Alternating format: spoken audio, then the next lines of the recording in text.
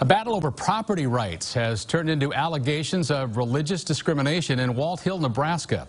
KCAU-9 reporter Jacob Rousseau shows us in a live report tonight from in studio about what's turning into a legal battle. It's our top story.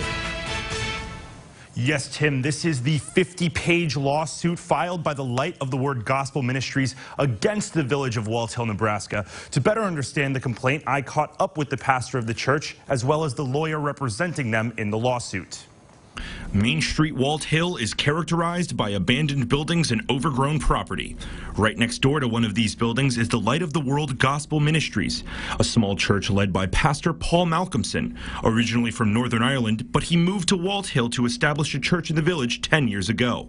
When the church looked to expand to a larger plot of land they purchased, they were stopped by village leaders. It has been disappointing to know that the village would not accommodate that, especially in a village that is frankly falling apart at the moment.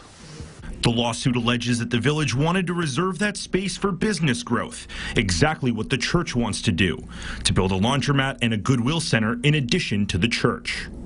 We believe that they had an agenda to stop our church, and we feel that that was infringing upon our religious liberty.